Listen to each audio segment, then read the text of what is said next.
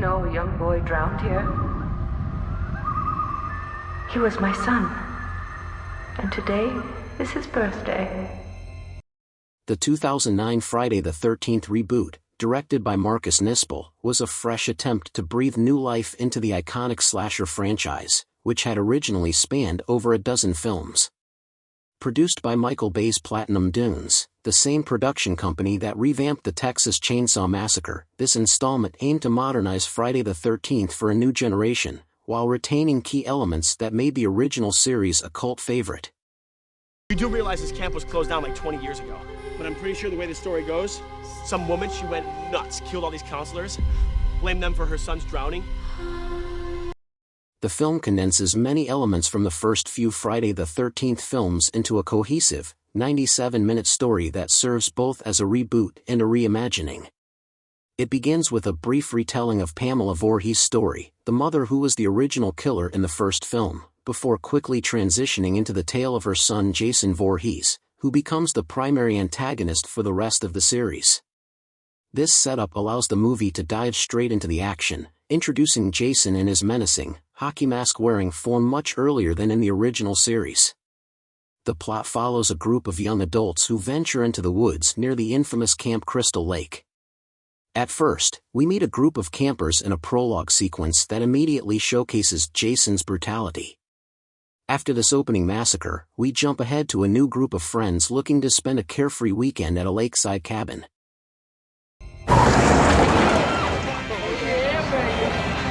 You won't believe my parents' cabin.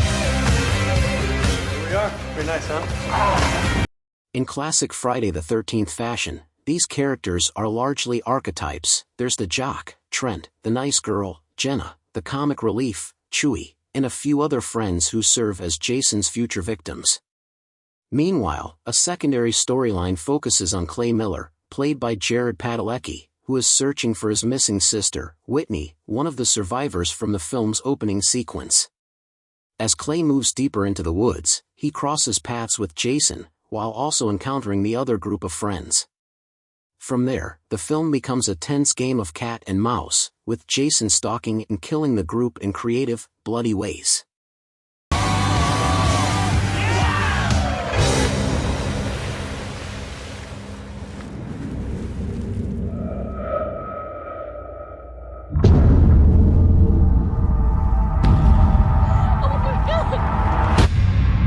In this reboot, Jason is portrayed as not just a slow-moving, lumbering killer but as a much more dynamic, predatory figure.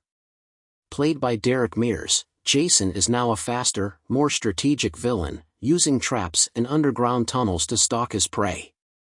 This version of Jason is physically imposing, relentless, and gives off a more grounded, survivalist vibe.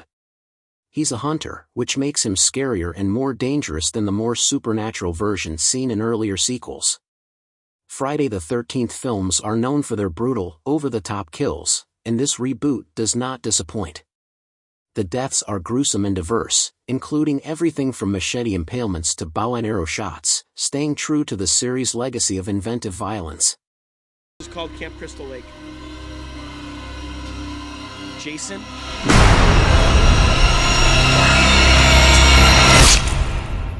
He came back.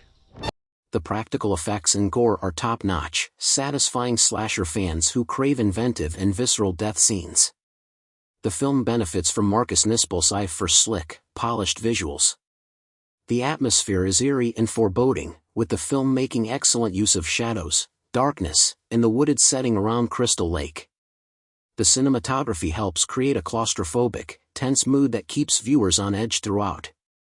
Fans of the original series will notice plenty of nods to earlier Friday the 13th films. From Jason's iconic hockey mask, which he acquires midway through the film, to the campfire stories about the original killings at Crystal Lake, the reboot acknowledges its roots while modernizing the lore. It also blends together elements from the first 4 films, creating a compact story that's familiar to longtime fans but accessible to new viewers. She came camping up around here with some friends. She's gone missing. She ain't missing. She's dead. People go missing around here. They're gone for good. No! One of the biggest criticisms of the film is its characters, who largely exist as cannon fodder for Jason. While this is somewhat expected in a slasher film, many of the characters are so thinly drawn that it's hard to care about their fates. Most of them fit into well-worn stereotypes: the jock, the party girl, the stoner, and their lack of development makes their inevitable deaths feel less impactful. Even Clay, the film's protagonist, is not given much depth beyond his search for his sister. The Friday the 13th series is known for its formula, but this reboot sticks perhaps too closely to it. The plot unfolds in a highly predictable manner, hitting all the beats that fans of the genre will expect. There's little in the way of surprises or twists. Hey, I'm not from around here, but I'm looking for my sister. She's gone missing. Have you seen... There's something out there. We gotta get out of here. While the kills are creative, the overall structure of the film follows a well-trodden path, which might leave some viewers hoping for more innovation. Upon release, Friday the 13th, 2009, received mixed reviews from critics, but it performed relatively well at the box office, earning over $90 million worldwide. Critics praised the film's visual style, the performance of Derek Mears as Jason, and the brutal kill scenes, but they were less impressed by the film's formulaic structure and shallow characterizations. Fans of the franchise were generally more forgiving, appreciating the film's throwbacks to earlier installments and its commitment to delivering gory, fast-paced slasher action.